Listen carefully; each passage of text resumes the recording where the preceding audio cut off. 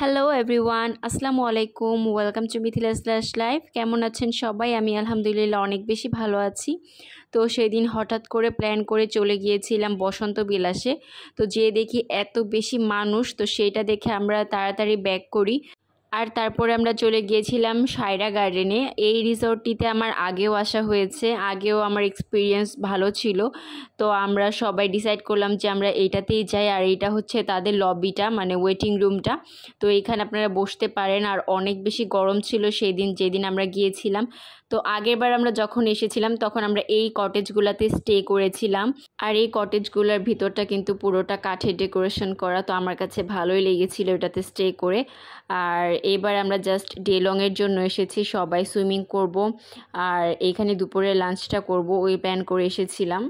আর এই পুকুরটাতে এবার পানির পরিমাণ বেশি ছিল দেখে ভালো লাগছিল। আর এখানে কিন্তু একটা শপও আছে ছোট।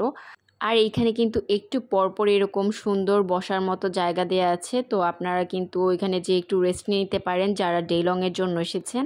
আর যদি কটেজে না থাকতে চান তাহলে কিন্তু এরকম টাওয়ার বিল্ডিংও আছে, ওইগুলো তো আপনারা থাকতে পারেন। আর এইখানে কিন্তু বেশ বড় বড় ভিলাও আছে কয়েকটা, তো সেইগুলোতেও চাইলে থাকতে পারেন ফ্যামিলি নিয়ে।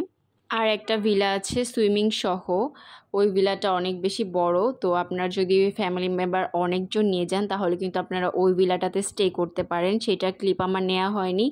আর আমরা এখানে একটু ছবি ভিডিও করে নিয়েছিলাম সবাই, তারপরে আমরা সুইমিং করতে চলে যাই। আর তাদের সুইমিং এরিয়াটা কিন্তু বেশ বড় আর খুব সুন্দর করে সাজানো, গাছপালা অনেক বেশি, যার জন্য দেখতে অনেক বেশি ভালো লাগে। আর এইবার ঈদের ছুটির পরে গিয়েছিলাম, তো মানুষের চাপ অনেক বেশি ছিল। আমরা আগেরবার যখন গিয়েছিলাম তখন এত মানুষ ছিল না, হয়তো 10 জন আর 15 জন মানুষ ছিল সুইমিংয়ে, এরকম ছিল। আর একটা জিনিস খুবই বিরক্ত লেগেছে যে জায়গাটা অনুযায়ী গানের ভলিউম অনেক বেশি ছিল। হয়তো আপনারা সাউন্ডটা শুনেই বুঝতে পেরেছেন কত বেশি আওয়াজ ছিল। আর বাকি কিন্তু আশেপাশের জায়গাগুলো খুবই সুন্দর, অনেক সুন্দর সুন্দর ছবি তুলতে পারবেন এখানে আসলে।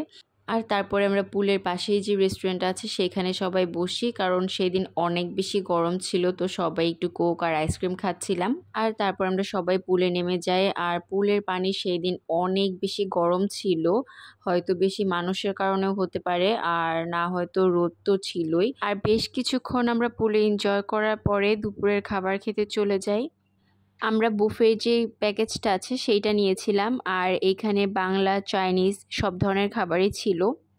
আপনাদের খাবারগুলো এক নজর দেখিয়ে দিয়ে, এইখানে ছিল বাংলা খাবার যেগুলো ভর্তা, ভাজি, সালাদ আইটেম ছিল বেশ কিছু, ফ্রুট সালাদও ছিল। আর এদিকে স্যুপ ছিল। আর এদিকে ছিল ডেজার্ট আইটেম, ডেজার্টে বেশ কিছু অপশন ছিল। আর এই মিষ্টিটা খুবই মজার ছিল। আর এইটা ছিল কাস্টার্ড, আর উপরে পুডিং আর মুজও ছিল। আর এইখানে ফ্রুটসের মধ্যে শুধু পেয়ারাই ছিল। আর এইখানে সব দেশি টাইপের যে মাংসের আইটেমগুলো সেইগুলো আছে। আর প্রত্যেকটা কিন্তু খুবই মজার ছিল। আর এখানে চাইনিজ আইটেমগুলো ছিল, ফ্রাইড চিকেন, চিকেনই কয়েক পদের ছিল, চাউমিন, আর এখানে চিকেন, ফিশ ফ্রাই, অনেক কিছু ছিল। আর তাদের প্রতিটা আইটেমই অনেক বেশি মজার ছিল, সবাই খেয়ে বলেছে অনেক বেশি মজা হয়েছিল। আর এর আগের বার আমরা সেট মেনু নিয়েছিলাম, তো আমি আপনাদের সাজেস্ট করব যে বুফেটা নিতে, সেট মেনুটা তেমন একটা ভালো ছিল না। আর এই তো সবাই খাওয়া দাওয়ার পরে একটু বসেছিলাম, যেহেতু বাইরে অনেক বেশি গরম ছিল, তাই সবাই ভেতরে বসে একটু আড্ডা দিচ্ছিলাম। আর আমরা 10 জনের গ্রুপ গিয়েছিলাম, অনেক বড়, আরহাম সহ।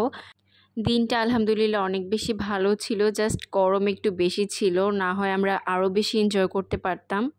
তারপরে প্রায় বিকেল হয়ে গিয়েছিল, তো আমরা ভাবলাম যে এখন একটু বের হই, তো আমরা সবাই বের হয়ে একটু ছবি ভিডিও করে নিচ্ছিলাম। আর আমরা বের হয়েছিলাম মেইনলি কফি খাওয়ার জন্য, তো তাদের এইখানে কিন্তু আরও একটা রেস্টুরেন্ট আছে, তো আমরা ভেবেছিলাম যে সেইখানে যে কফি খাবো, কিন্তু ওইটা ওপেন হওয়ার কারণে অনেক বেশি গরম ছিল, তো সেখানে আমরা বসতে পারিনি। আর সেদিন কফিও খাওয়া হয়নি, কিন্তু জায়গাটা কিন্তু অনেক বেশি সুন্দর।